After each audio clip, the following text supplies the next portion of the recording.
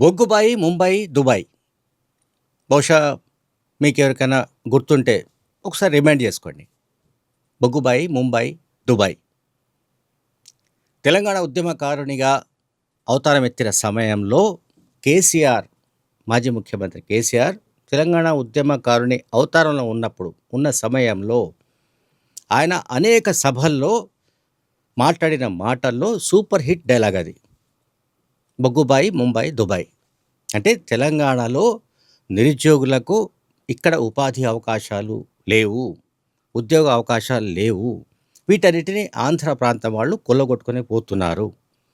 కనుక మన తెలంగాణ మనకొస్తే, మనం స్వయంగా పరిపాలించుకుంటే ఈ సమస్యలు పటాపంచలు అవుతాయి, ఉద్యోగాలు లభిస్తాయి అని చెప్పడానికి ఇక్కడున్న అవకాశాలు ఐదర్ బొగ్గుబాయి అంటే సింగరేణి కాలేజ్లో పనిచేయడం, లేదా ముంబైకి వలస వెళ్ళి పనిచేయడం, లేదా దుబాయ్లో గల్ఫ్ కార్మికులుగా వెళ్ళి పనిచేయడం.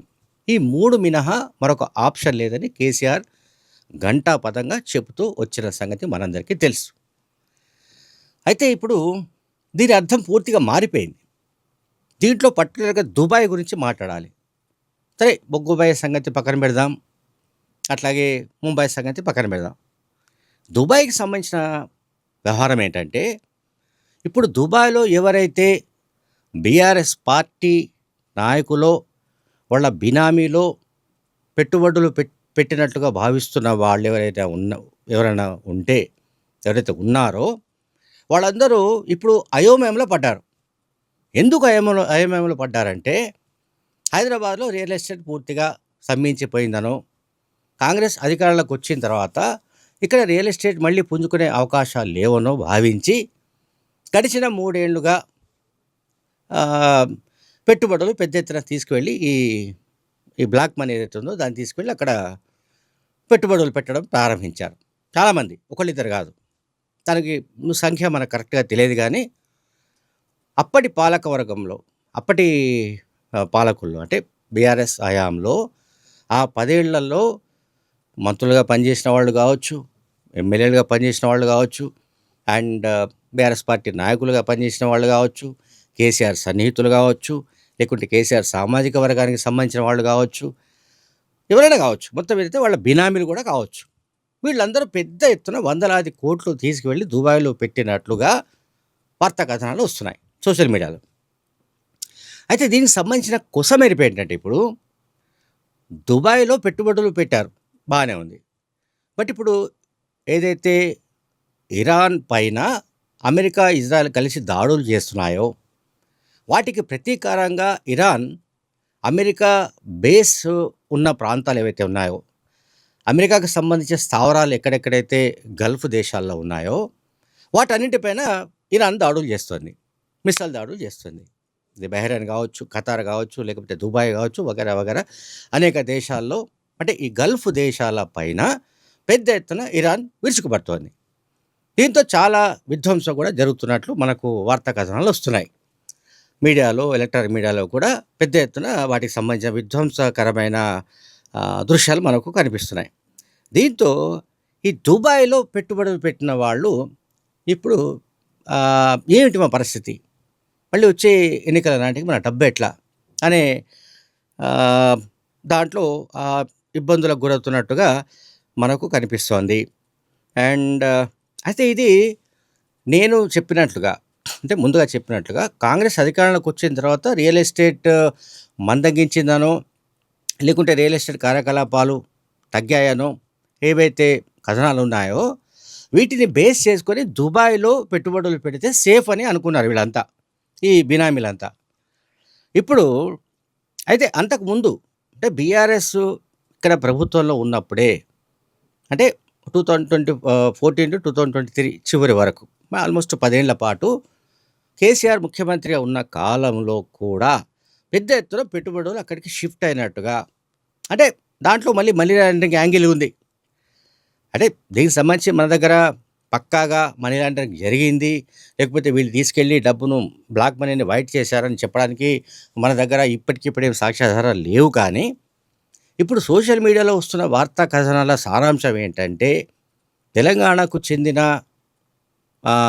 ఎవరైతే రాజకీయ నాయకులు ఉన్నారో, ఒక పార్టీకి సంబంధించిన రాజకీయ నాయకులు ఎవరైతే ఉన్నారో, లేదా గతంలో ప్రముఖ పదవుల్లో పనిచేశారో, వాళ్ళందరూ కూడా పెద్ద ఎత్తున దుబాయ్‌కి తీసుకువెళ్ళి డబ్బులు, పెట్టుబడులు పెట్టినట్లుగా, అక్కడైతే ఆ డబ్బుకు భద్రత ఉంటుందని, ఆ తర్వాత మనం పెట్టిన దానికి రెట్టింపు లేకుంటే మూడింతల లాభాలొస్తాయని కూడా వీళ్ళు భావిస్తూ వచ్చారు. అంతా బానే జరిగింది. ఈ సినిమా గడిచిన 6, 7 ఏళ్లుగా జరుగుతున్నట్లుగా తెలుస్తోంది. కానీ హఠాత్తుగా ఈ రకమైన పరిణామాలు సంభవిస్తాయని, అంటే ప్రపంచంలో జరుగుతున్న పరిణామాలు ఇవి ఈ రకంగా సంభవిస్తాయని, దుబాయ్ లాంటి దేశం కూడా ఈ యుద్ధంలో ఇరుక్కుంటుందని, చిక్కుకుంటుందని ఈ పెట్టుబడులు పెట్టిన వాళ్లకు అర్థం కాలేదు.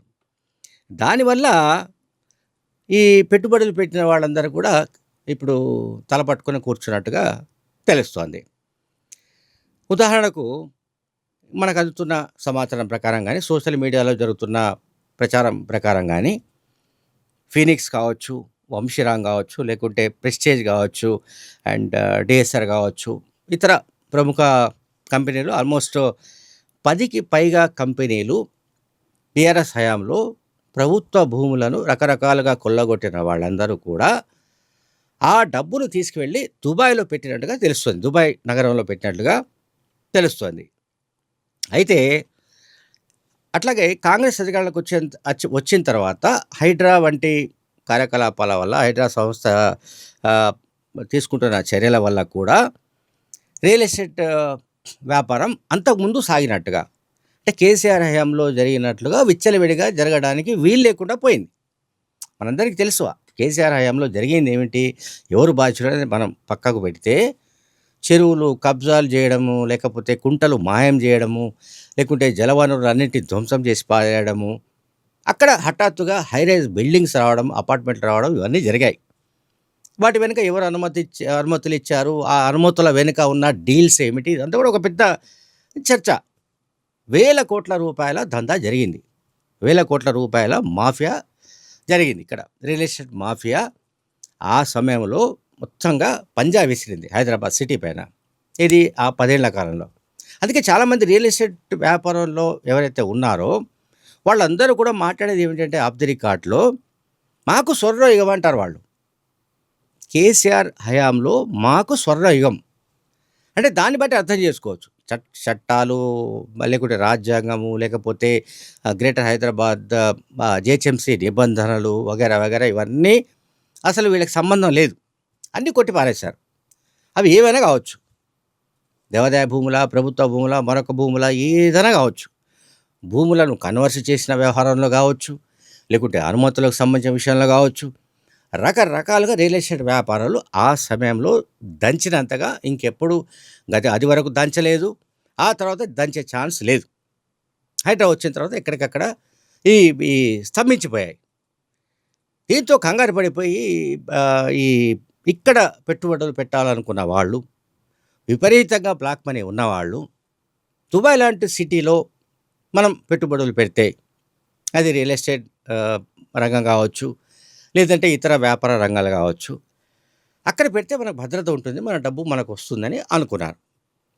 ఈ యుద్ధ మేఘాలు దుబాయ్ పైన కూడా కమ్ముకోవడంతో ఇప్పుడు ఎటు పాలుపోక కాలు తిరిగిన ఏమంటాము,